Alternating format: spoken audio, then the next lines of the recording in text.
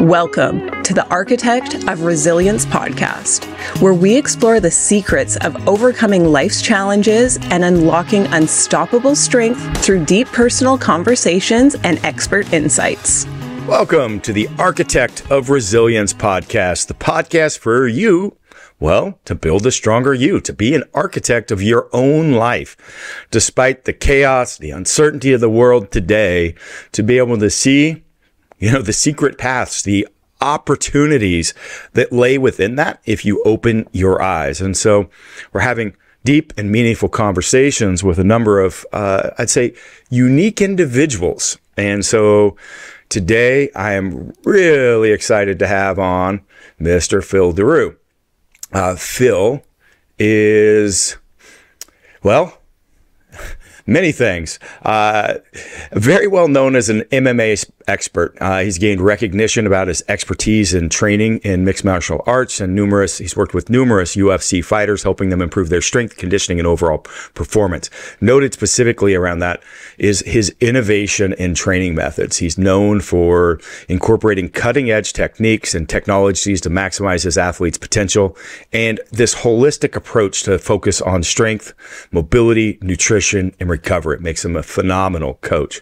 He's an educator. So in addition to coaching athletes, he's an dedicated educator conducting seminars and workshops, sharing his knowledge with others in the field so that they can grow as trainers, coaches, fitness enthusiasts around the world. An author and a speaker. He's authored articles and books on strength and conditioning, and he's sought after speaker at the fitness and sports science conferences.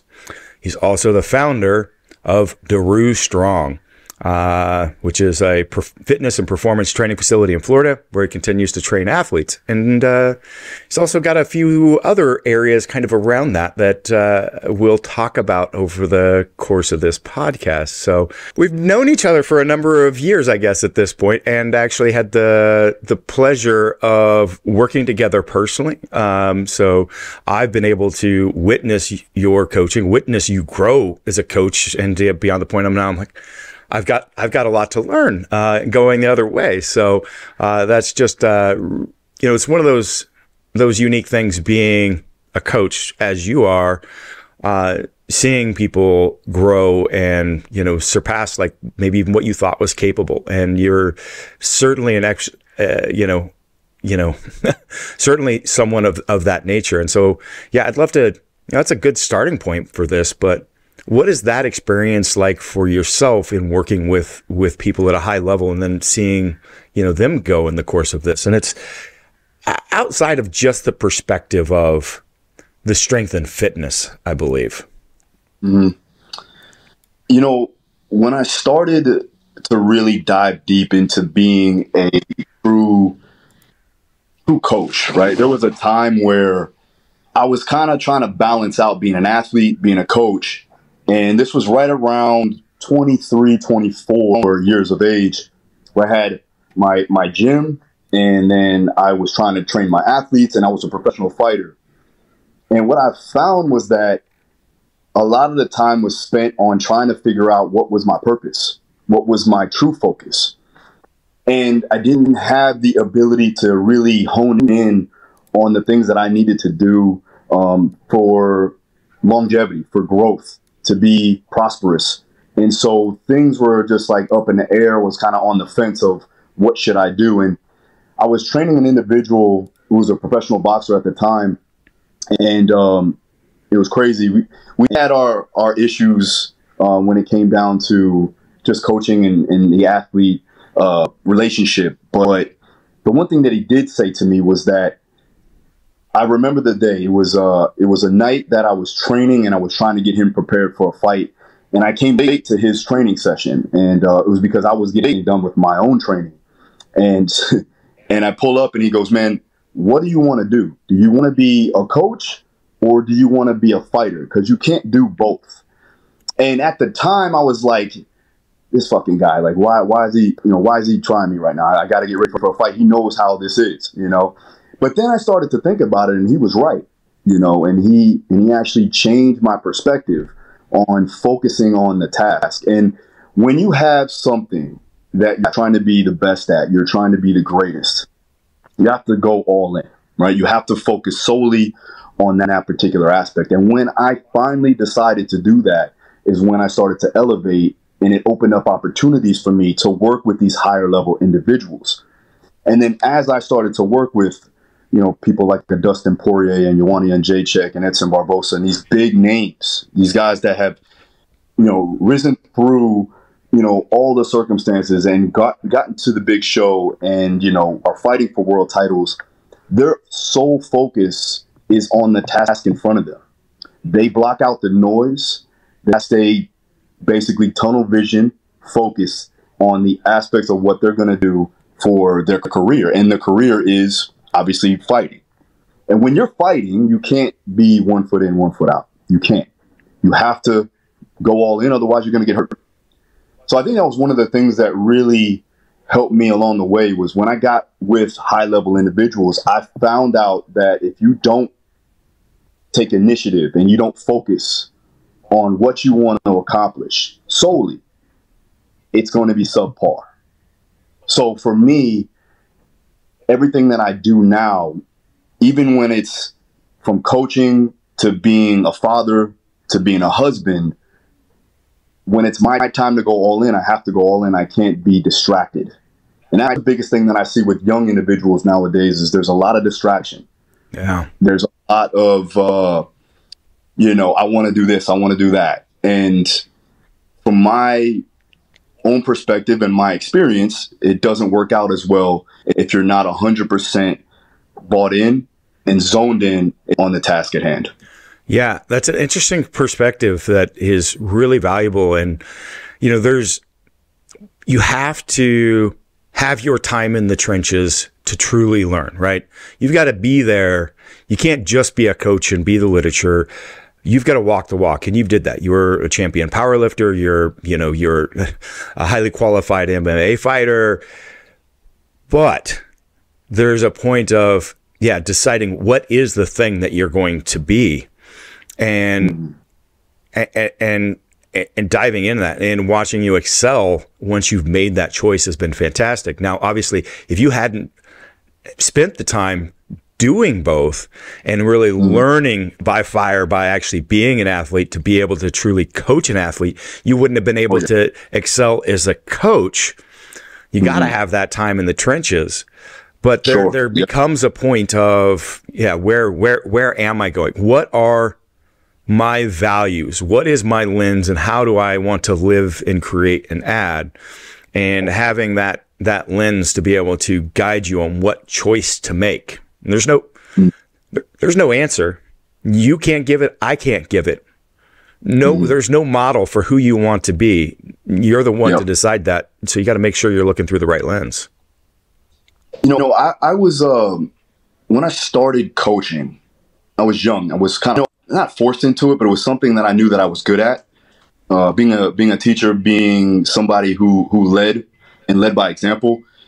You know, my time fighting, my time powerlifting, my time bodybuilding even, like when I was focusing on that, it allowed me to understand the mindset of the athlete, right? And then it allowed for me to get buy-in from those individuals. So now they understand that I know the process that they have to go through. So yes, it is important. It is important, 100%. Yeah.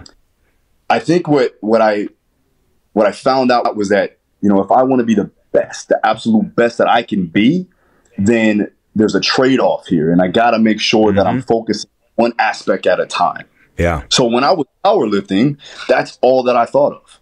That's really all I thought of. That's how I trained. I went to your seminar, right? We got certified through you because I wanted to get into that mindset, and I wanted to learn from the best. Hence the reason why I went to KMS seminar. Yeah. So you don't follow a conjugate approach to life. You follow a periodization approach to life, right? That's what I'm picking up. So, see, now you're going to get me in trouble. All right. So I think you get to a point where you mastered certain things. You can start to focus in and take your time. Yes, you can periodize it and make sure that you have the complete understanding of the aspect of what you're doing. Yeah. If you dabble and you're not fully capable of understanding that process, then you're never really going to be an expert in any field at all. So I think that, getting to expert status then can allow you to conjugate your life in a sense, right? Yeah. It comes down to having the right plan at the right time and place, like it's individualized. So same concepts. Now, we all have, setbacks and challenges in our life. And I found that many people that achieve a high level of success often have some challenges, in their earlier course of life that have helped develop their perspective around mental resilience and how it later plays a role in their success in life. Do you have any, stories from that period that may, that have some significance as it relates to that? My whole life has been that, so going back to the earlier times of my life, I moved probably about 8 or 9 times, and I know you can relate, about 8 or 9 times from the age of 4 to 8 years old. I went to probably 3 or 4 different elementary schools, all in the Broward County area, which is South Florida. It's like right above Miami, and all in not so great neighborhoods. Obviously, we moved from motel to motel at certain times. So there was some, at that point, I didn't know that it was, not the thing that should be, a 4 to 7 year old should be having to deal with. But now looking back at it, there wasn't a lot of stability there, right? So it was a lot of, moving around, trying to adapt.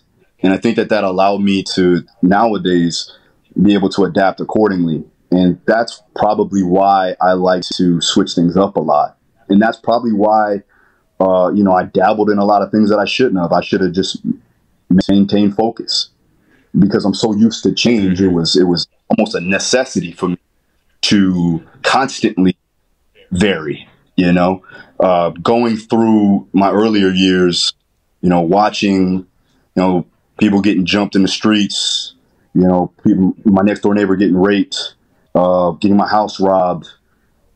It basically gave me thick skin. It gave me a sense of urgency to get out of the situation. It allowed me to grow up quicker. It kind of stole a lot of things from me, but I will never take anything back from that. I believe that as long as I can learn, I can grow, and I can gain the wisdom necessary for me to be a better person down the line. Now, the one thing that I will say is that when you get into these situations and you don't learn from that process, whether it be good or bad, then you didn't really learn. You didn't really evolve. You didn't gain the wisdom necessary for you to be successful. So you don't deserve success at that point. There was a time when I was 16 years old, I was selling drugs on the street and still playing football. I led 2 different lives in a sense, right? I was kind of like this star football player, and then at the same time, I was going to school to sell drugs, right? I was selling weed and all this stuff that I shouldn't have been doing. I didn't have books in my bag. I had bags of weed, really, at the end of the day. And it got me to a point where it was going to come crashing down at some point, and it actually did. And at 16, I got into a big situation where I was facing 60 years in prison. And so I went to jail. They were trying to put me, basically make me an example. And luckily, I had the backing and support of the school resource officer and all the college letters that I had. And obviously, not getting into trouble in the past, it was kind of my first offense there, first time I got caught. I got a big break. I got a huge break. And they gave me 5 years probation. They gave me some restitution. And at that point, I remember sitting in the jail cell, and I just remember saying to myself, this isn't me. This isn't what you're supposed to be doing. And I think right there was that time where I made a change in my mindset. I was different at that point. And when I got out, when I got the opportunity for a second chance, it took me 2 years. I got off probation early. I ended up getting a scholarship to play for Alabama State University. And that's when I knew that I was meant to do something bigger than what I was going into. And God had a plan, and that's why I'm doing what I'm doing today. So there's a lot of adversity that you're going to go through in life. And I still do to this day. That I can tell you, certain things that happened 2 years ago. And even now, with everybody going through certain situations with COVID and all these other things, and obviously we have, economic issues at this point in time. Who knows what's going to happen in the next, couple of years. But the one thing that you can always stay true to is yourself. And if you know what your purpose is, and you know why you're here and how you're going to evolve and create change, not just for yourself, but for people that you come in contact with, then you'll be able to overcome any adversity. But the moment that you let that stop you, stall you, that's when you lose. Yeah. So I always look at it as a learning experience. And once you can identify the issues, you can get better and improve. It's just like when we study film. We study flight film, even when we win or we lose, we always see what we can improve. And so without these lessons throughout life, you can never get better. You can never evolve. You can never be the greatest individual that you can be. Yeah, that's tremendous. And it's so easy for people, especially in this social media age, to look at Phil, to look at you, me, to look at all these other people and go, oh, they had some adversity in their past, but they're past that. They're in the glide and cruise mode. And that's the thing. Adversity never stops. Like, life's always something will come at you and come sideways, and you need to be prepared for it. Just like you're being prepared for walking into a workout or facing a challenge on the mat. Like, if you let yourself get soft, if you let yourself get weak, and if you don't have that adversity, maybe you need to seek some out in some manner to keep yourself, hard, because guess what? Something is coming. What advice would you give somebody on finding their purpose? Because again, I think that is so critical. And what helped you find your purpose? And also, I could save it for another question, but queuing it up in case you don't have a distinct answer for those. But what is the advice that you give your athletes to help them evolve and find their purpose?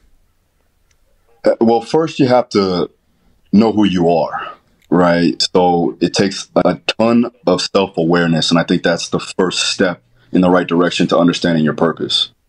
And there's going to come a time where you go, I need to know my identity. I need to know, first of all, who I feel I am and what people think that I am. And even asking those people that are in your inner circle, who do they think that you are, can help you along the way. Not to say that they can dictate how you feel about yourself, but you want to see how people, how you represent yourself and through other people's eyes.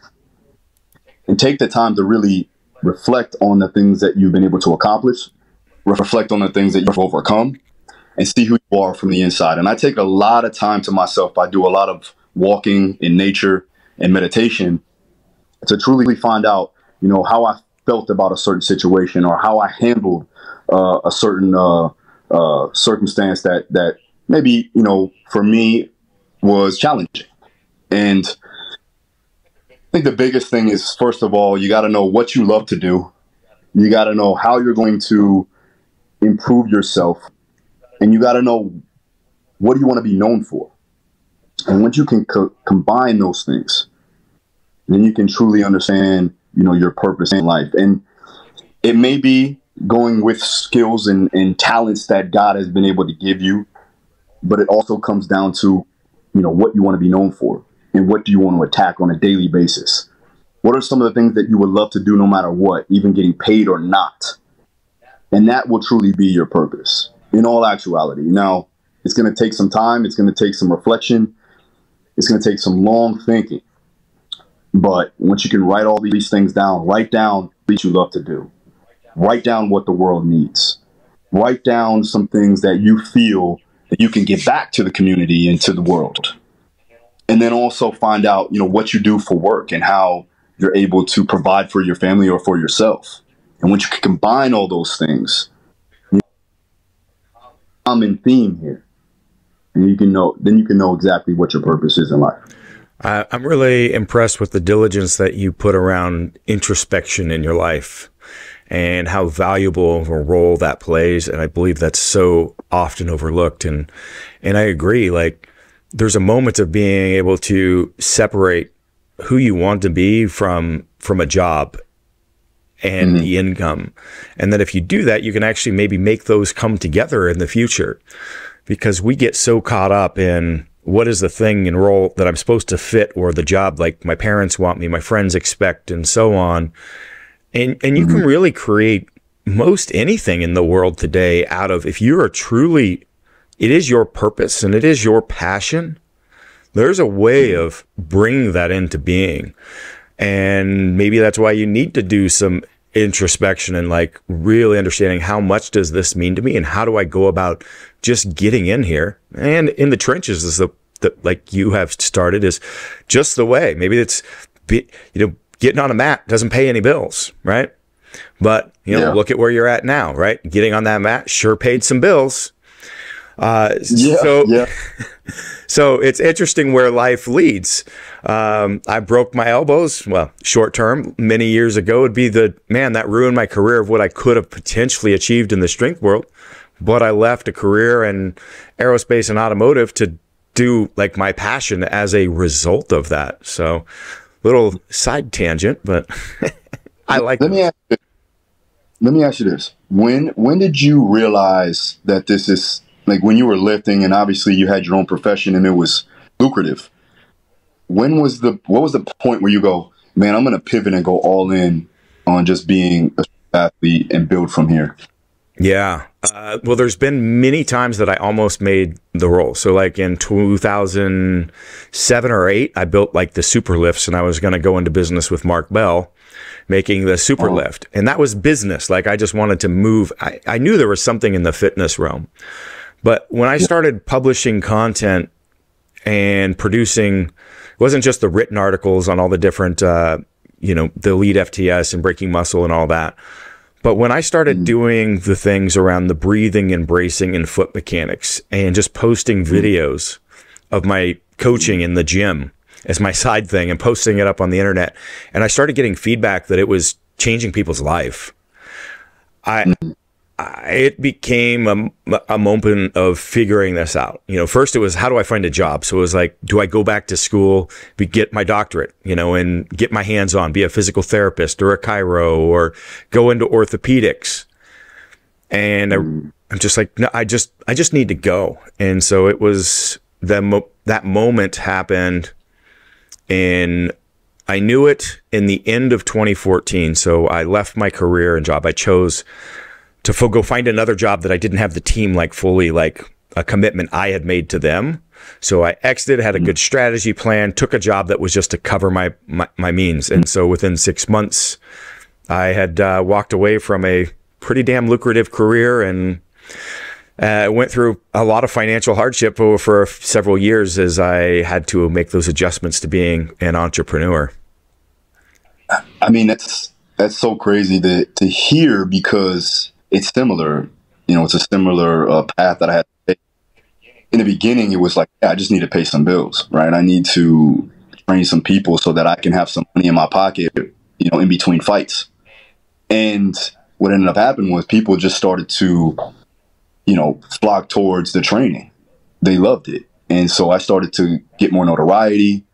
People started to come in and started training. And then I found out, look, you take about a year and you're doing that consecutively, and now you got all these clients, and you go, well, damn, I still got to train, right? But all these people are dependent upon you to get them to where they want. Who's the priority, them or me? Exactly. And so that was the biggest issue. When did this evolve? When did this transition become a moment of crisis or a moment of change? Man, I would say right around 2011, 2012. So I was about 22, 23 years old. And I opened up my first gym because I was just, didn't want to pay a rent fee. I was just like, I could do it on my own, just me being hard-headed.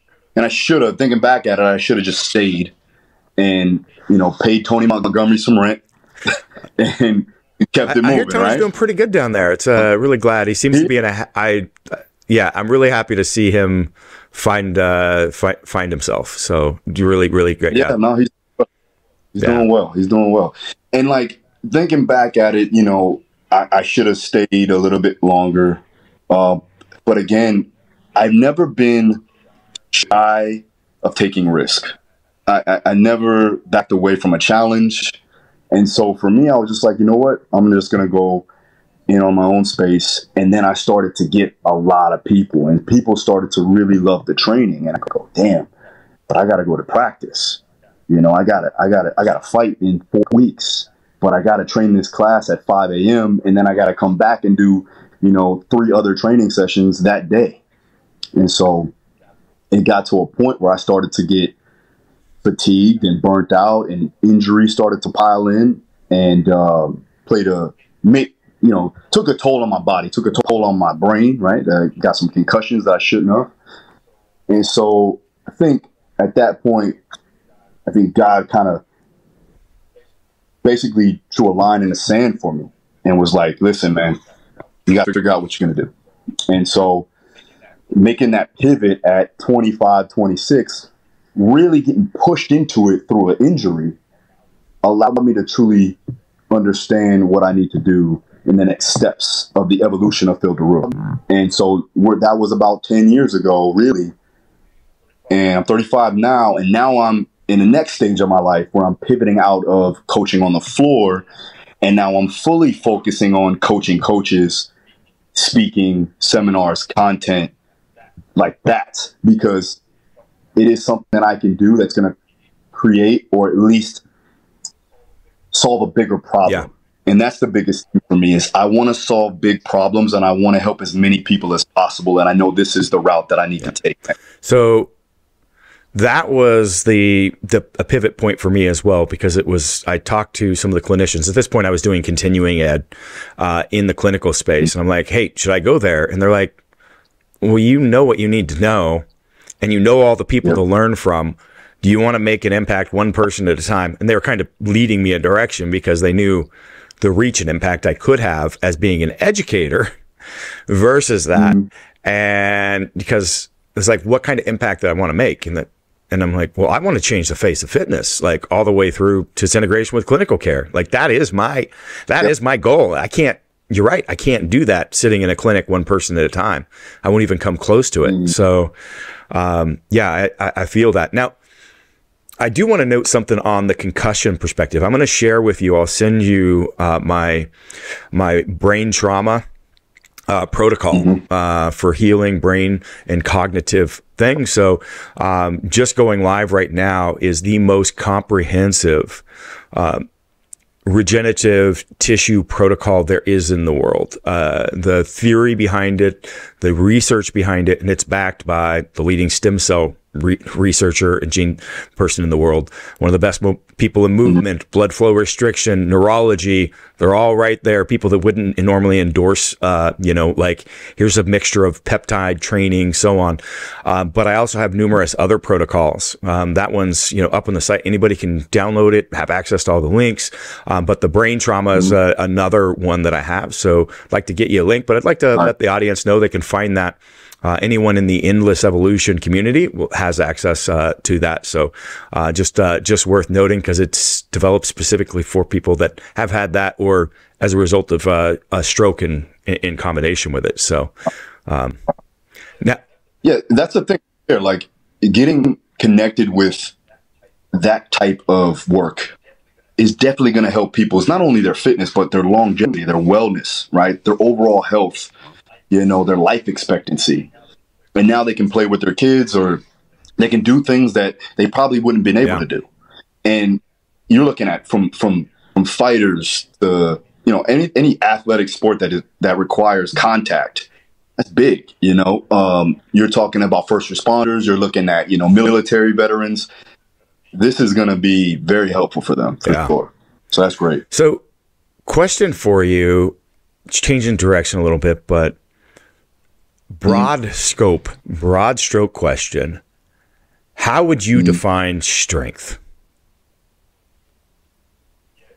Yeah, it's changed over the years. I think a lot of times people equate strength to force production and how well you can absorb and redirect it, and how much can you lift, basically, right? Mm-hmm. And you look at life though, and life can weigh you down, right? Life can be heavy, and if you're not strong enough to maintain and to overcome a lot of that weight that's bared on your shoulders, then you're going to fold, you're going to crumble. Just like we do on the platform. You got to overcome the bar, you got to overcome life. You got to overcome tragedy, you got to overcome discomfort. And so strength to me is being able to withstand that pressure and produce as much force as possible on the world so that you can make a change and stamp your place in this world. Now, you can talk about legacy and all that other stuff. What I really want to be known for is being able to help people get stronger and overcome adversity physically and mentally. Overcoming adversity on the bar, overcoming adversity in your daily life, no matter what you have to go through. Awesome. I love seeing this continued evolution that you're in the path that you're on, Phil. As it relates to that, what are your non-negotiables in both that broader sense, resilience and, strength? The non-negotiables is I always have to learn something every day, right? So there doesn't come a day where I don't learn at least one thing. Because if I don't learn at least one thing, I can never really truly evolve and go better. And if you're not evolving, you're not progressing, you're ultimately going backwards. So that's one non-negotiable. So learning something new, whether that be reading a book, whether that be listening to a podcast, getting in conversations like an individual like yourself, right? Getting enlightened by people's perspectives.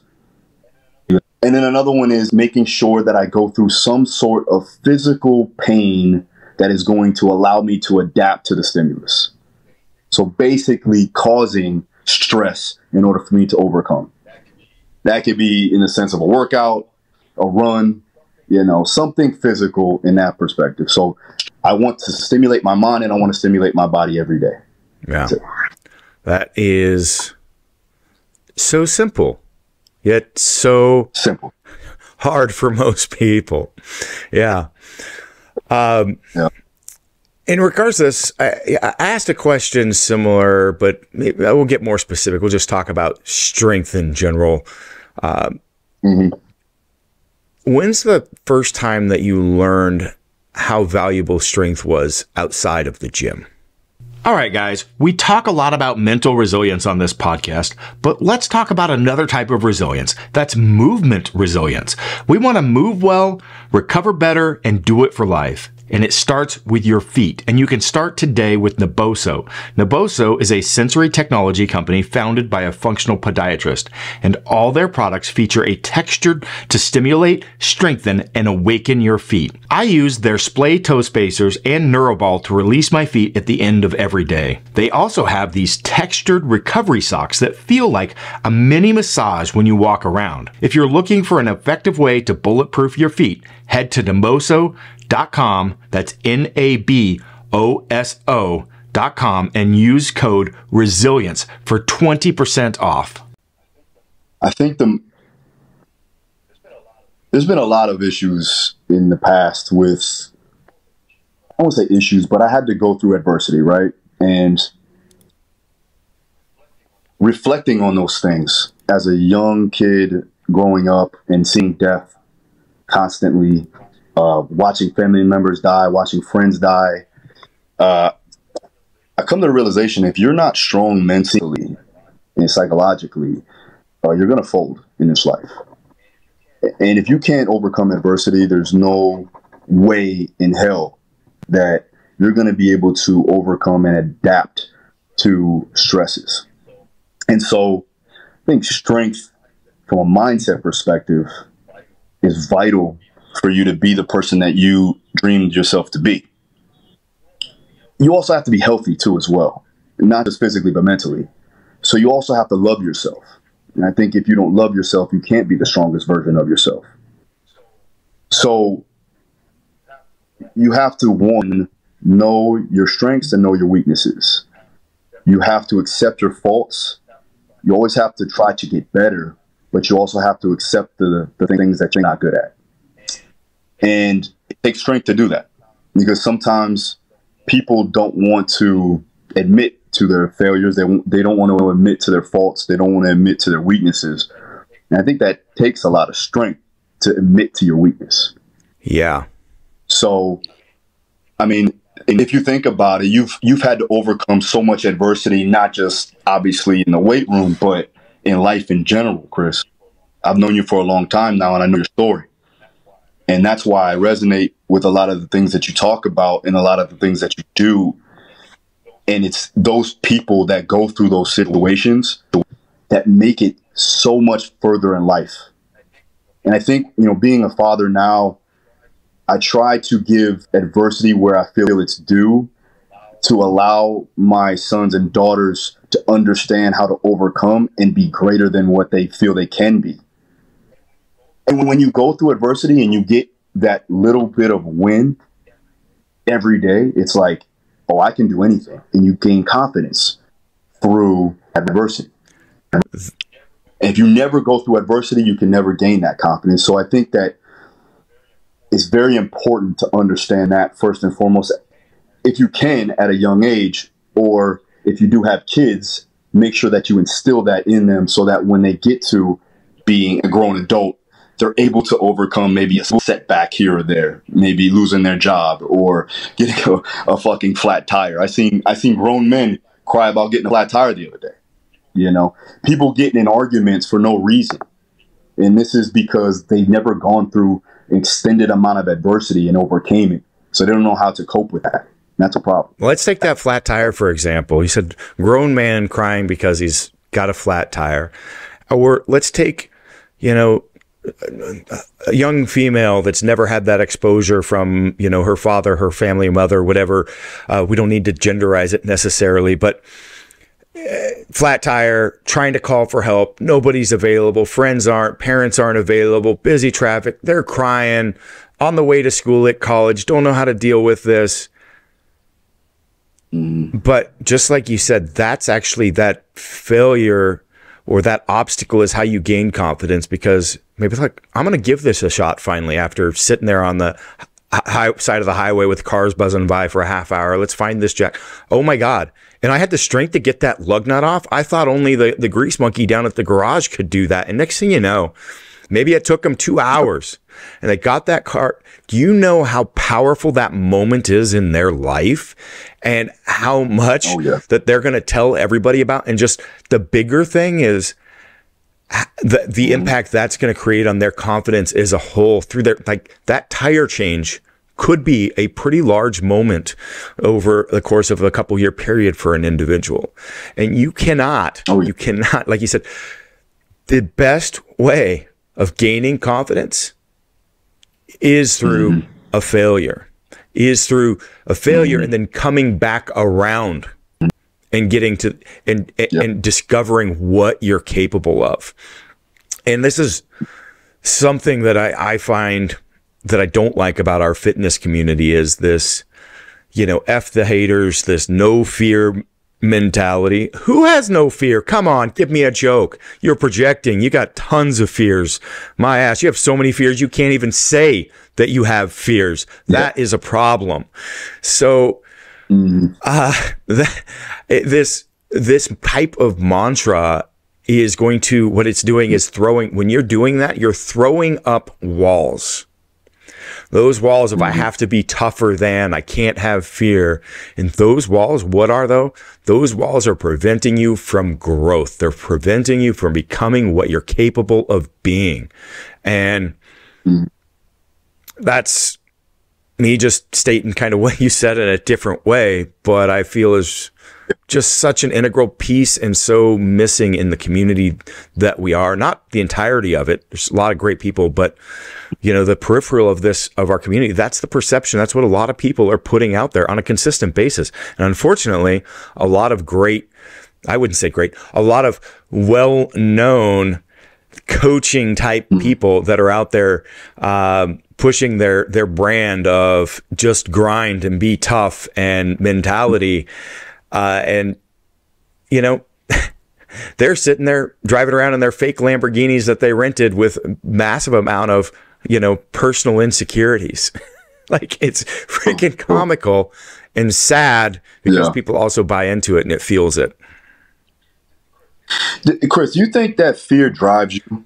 You think that that's something that you were able to, like, almost hone in on and that there was some type of fear going through your brain at that particular time, right? That moment at the opening of my book, I'm holding that rattlesnake in my hand. And that was one of the most pivotal moments in my life, with that looking right down the throat of that being that just wanted to kill me. And it's wrapping its arm. I can feel just that cold. It's like I'm holding that rattlesnake. And if I didn't learn how to manage fear, like didn't learn to respect it, if I was careless, if I was just like, no fear, like I'm not afraid of anything, I'd be dead. But if I let the fear overtake me, I would be dead. If I paralyzed and couldn't do anything, I'd be dead. What I learned about fear is you have to respect it. And at the same time, leverage the fact that this means something. That fear is a signal, and it's a lens that I need to use to go, this is a moment that I need to be very aware and intentional and manage my actions. Not let that emotion, the emotion of fear, either cause me to throw up walls and be reckless or to lock up. And that is like, yes, fear is a powerful and a giving thing. A fear is a signal that I need to go step into a hard conversation, a hard decision in my life, because I feel that same feeling, that twisting up of my gut, that mixture of anxiety and excitement around, like, do I walk away from this career where I'm paid a ton? Like, heck, they pay almost 6 figures just to recruit me to a new job, you know, for the recruiter. And I'm going to walk away from this to starting up something in my garage, and I'm going to lose my house and like live in an apartment. Like, yeah, I am. I'm going to step into that because it tells me that's the path. And it doesn't tell me whether that path is going to be successful as a financial and business investor, but it certainly tells me that path is going to be successful as my personal growth and becoming and getting closer to that person and being that I want to be. Absolutely. If I step into it and I handle the fear appropriately and I walk right through the fucking middle of it, eyes open, recognizing it, feeling it, but not responding emotionally. That's amazing. Damn, that was a good I think no, it was perfect. I was letting you go. You was killing that monologue. I know I agree completely. You know, I think that, you know, understanding the fear and letting it guide you in a certain way is tremendous. Because if you, again, like if you said it, you don't have the fear, you don't know the ramifications of what shit can go wrong, right? And so you have to be strategic, you have to be tactical. And you look at sharpshooters, they know that there's a lot of fear, there should be a lot of danger, and that fear grips them, but it allows them to stay focused on the task. And so with that, it can go one or two ways. It can stifle you, or it can enhance the qualities that you already have. So when I got into in fighting, especially when you get into a cage, you know, they close the cage door and there's nobody else that can help you. Your coaches can't help you. Your teammates can't help you. You know, family can't help you. But the one thing that you can understand is that, yes, there's fear, there's excitement, there's like the unknowingness of what could happen, you know. But if you look at it in a sense of, I did everything I possibly could to prepare. I know exactly what I need to do. I know how I need to move. If I stay the game plan and I stay elusive and I understand the process that I went through that has gotten me to this position to where I'm going to be successful, that fear can keep you going forward. Now, with that being said, yeah, but because you can be so fearful that you go another direction, you go away from the game plan, and you go, "What the hell did he do? Why did he do that?" Well, he went away because he let fear overcome him. And you already stated the process, and I'll just go right back to what you said. How do you develop that confidence? By failing before, having obstacles, and coming back around and winning them. So knowing I've been in situations like this, I've been in fear, I've been in the unknown, and every single time I had these same doubts, these same questions, all the same emotions whirling around and indecisiveness. It's all been there, and I came out. Yep. And this is just another one of those unknowns where I'm at, and I have fear as a result. But you stack those, and now you can take on bigger ones. And so you said the answer to this. I'm just drawing it right back to what you said. Oh, good. I think that, you know, with people that when they go through certain things in life, and this is why it's so important to push yourself physically and mentally. You know, it's the same thing. It's like coping mechanisms. You know, if you can't cope with certain adversity and you can't put yourself in a fearful position, you're never really going to know who you truly are.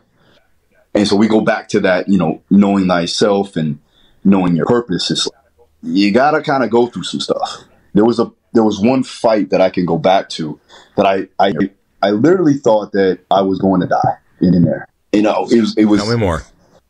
It felt surreal, right? It was like, but at the same time, I go, a little bit of ego got to me too, because I go, I better not lose in front of all these people. Yeah. Right. And better not quit. That was one other thing. And so after that fight, I go, not only did people see it, but I saw it in myself that it was like I could overcome anything. Yeah.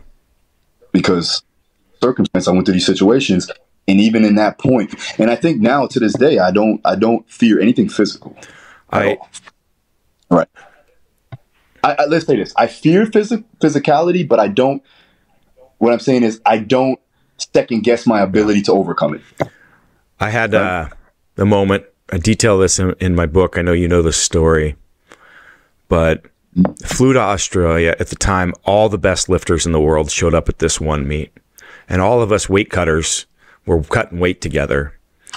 And it was 20-hour flight there. Nobody's responding right. After a while, everybody makes their weight or they leave. And so I'm there, and it's at this point like 2 a.m. in the morning. And I'm sitting there outside of the sauna, getting ready to go in again. And I'm bawling. I'm just crying. I'm crying. The gentleman who flew down there with me, he's sitting there and he's like, "Chris, what's going wrong?" And I'm like, I'm scared shitless. I'm like so paralyzed with fear. I can't go in that sauna again. And finally I overcame it, and I went in and out of the sauna now for another 5 hours. It's 6:30, 4.5 hours. 6:30 in the morning. Sam Bird had gotten up and was walking with me, helping me out. He wasn't able to make weight, but he was trying to help me. And 6:30 a.m., they're like, "Chris, you're 3/4 of a pound away. All you need is 10 more minutes, 10 more minute round in the sauna." And I said, "You're right. I got it. I got 10 minutes. But I knew in my head, I'd run all the math. I'm like, actually, no, I've got 3 more rounds in the sauna to make that at least 2 for sure, but I can't do it. I can't do it. And so I'm going to say, I can do 10 minutes though. I'm going to save face and say, yeah, that's it. Let's go 10 minutes and let's go step on the scale, and I won't make weight. But I'll look like I thought I was going to make weight and I'll at least save face in front of this group."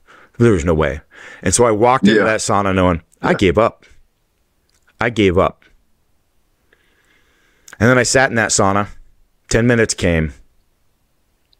20 minutes came. They're knocking on the door for me to go weigh in, but I knew I needed 3 sessions, which would have been 30 minutes. I was in there for 30 minutes. I came out.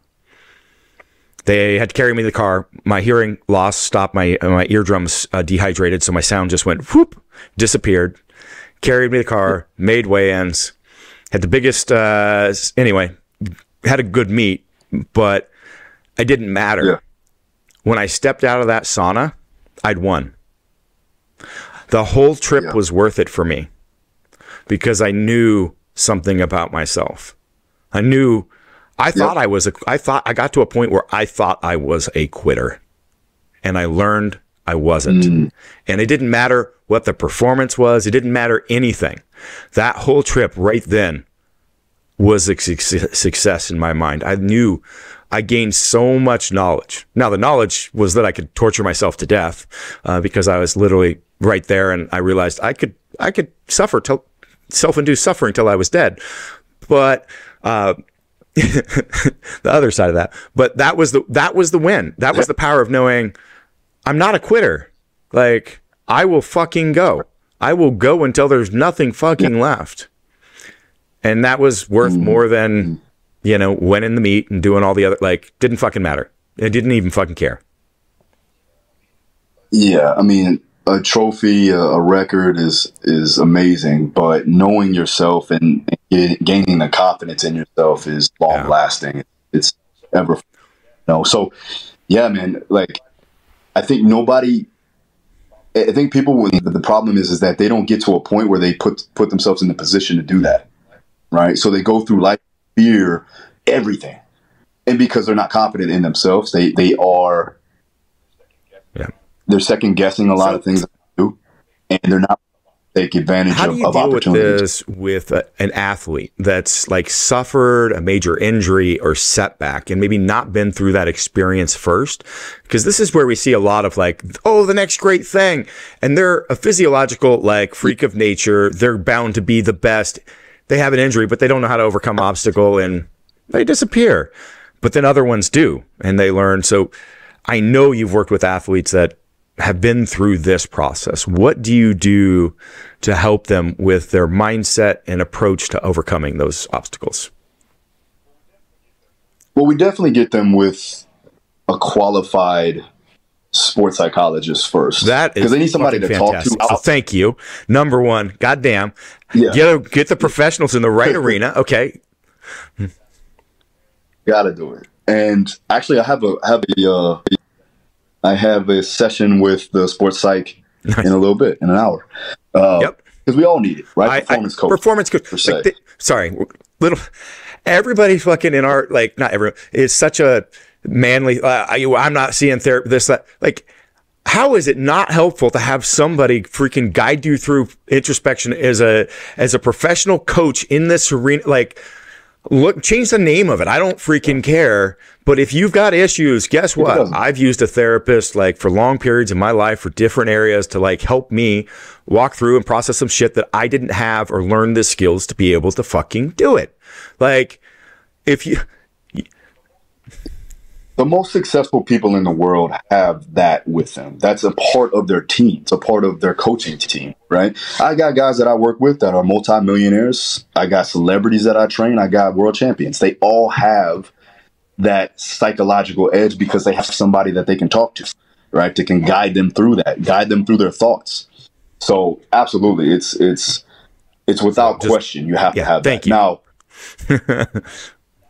without that, and then, it takes a certain type of individual. Like, a case in point, if you look at Dustin Poirier, I've been able to work with him. I've been blessed to be able to work with him for 7 years, actually now going on 8 years. And he's had to go through a tremendous amount of adversity, especially after losing, a title shot, right, with Khabib. And he comes back and he battles through it. And, obviously he lost his last fight, but he's right back in there. And I think the biggest thing is to just get right back on the horse. Once you fall, just get right back up. And you don't have time to really think about it, right? You just kind of keep moving forward.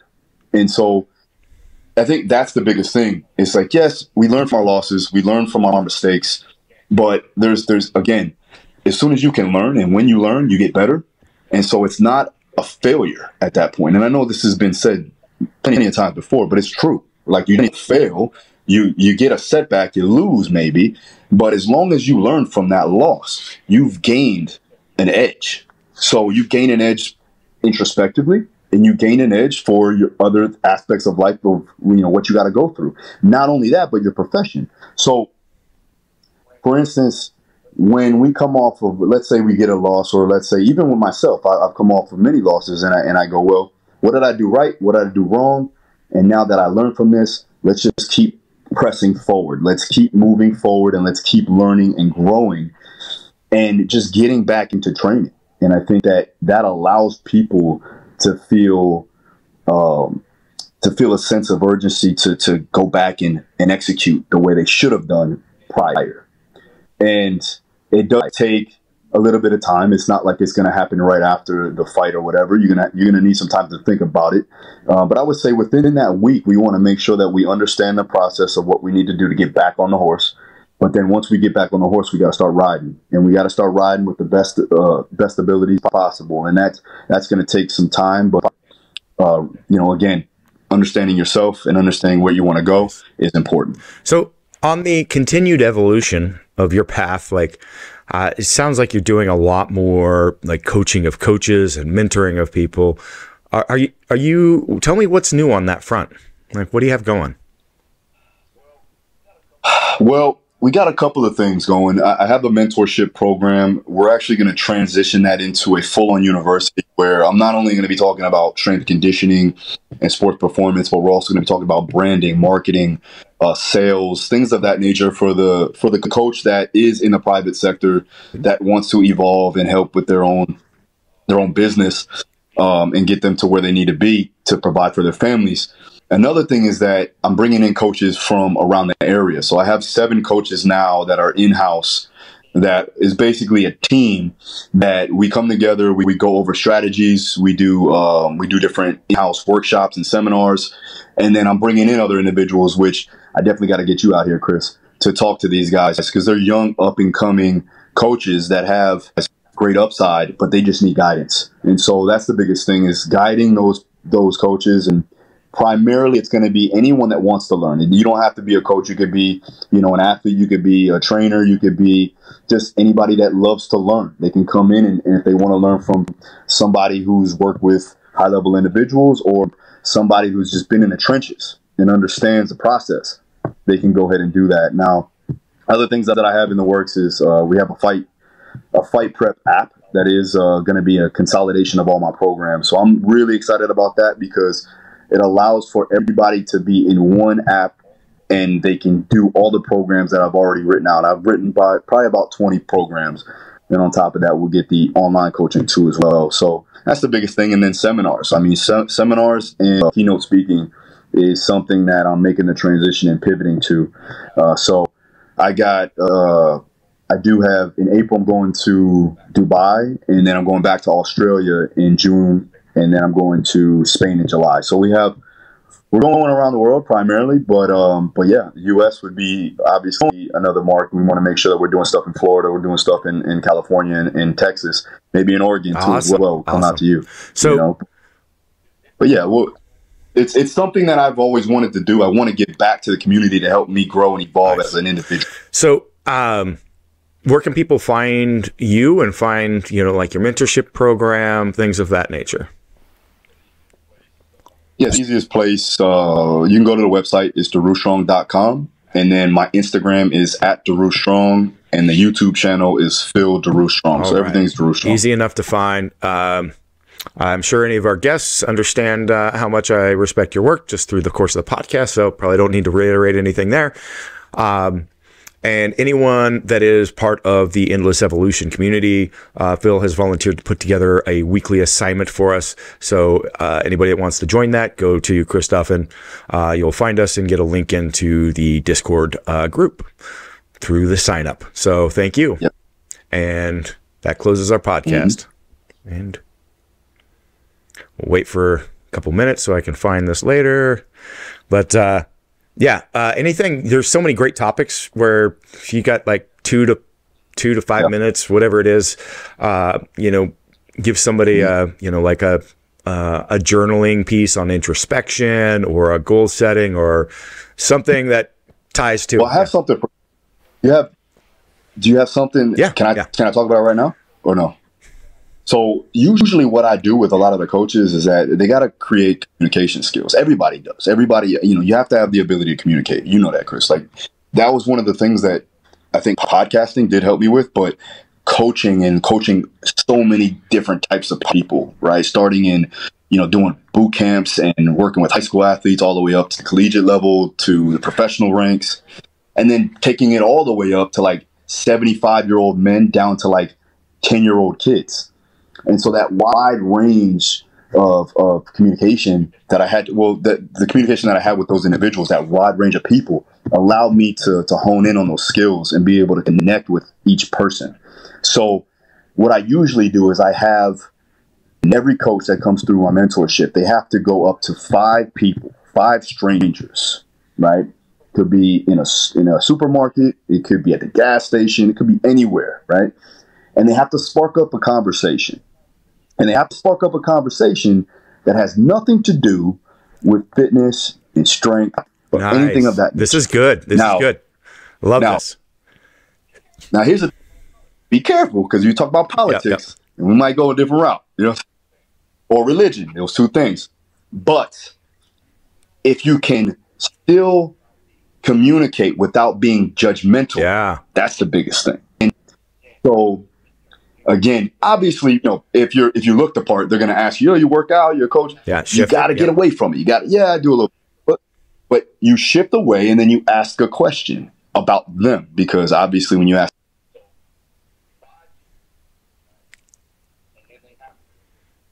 they have to basically write up an entire outlook of, okay, what did this conversation look like? How did it go? What did they learn from this conversation? What did they learn about the person, and what did they learn about themselves? And I get a lot of great answers, man. That is a great assignment. Our groups are going to love this. I'm looking forward to seeing the responses. Like, tremendous. I love it, man. Any additional context you want to drop on that? I mean, it's good as is, but yeah. No, I mean, that's it. And just go in there with a clear mind. Don't go in there with preconceived notions. And like, it could be anybody. It could be, honestly, I've had people go up to homeless people on the streets and ask them, why are they in this position? So, literally. And they go into a deep dive and end up creating relationships. It forces you to be able to communicate in an outside of the realm that some people in our community, that's all you can communicate about, and actually hold the conversation. Can I do that? Can I hold a conversation not talking but asking questions? And can I be introspective later, not non-judgmental, introspective about what I learned about myself in that conversation? Freaking beautiful. Beautiful assignment. I think that, and this, Chris, it's actually listening to the person and not waiting to say what you need to say. You know what I mean? That's the biggest thing. Because now, you've been doing podcasting and you've been a professional for a long time. You know that it takes an ample amount of listening skills to be a great communicator. If you haven't been through the communication modules in the Endless Evolution group yet, what I would recommend is use a phrase like, tell me more. And you can just keep doing that. Do it like 5 times over the course of this is a great way to keep people, and you will be surprised. They get to an end of something and just pause for a minute, tell me more, and just pause. Pause and wait. Pause and wait. Tell me more. Wait. Exactly. Yeah. You'll be surprised at what you encounter. That tell me more exercise is a exercise I do with people in your close personal life, and you will be surprised at what you come out of that, let alone strangers. So that's actually one of our assignments in the in that group. Well, thank you so much, Phil.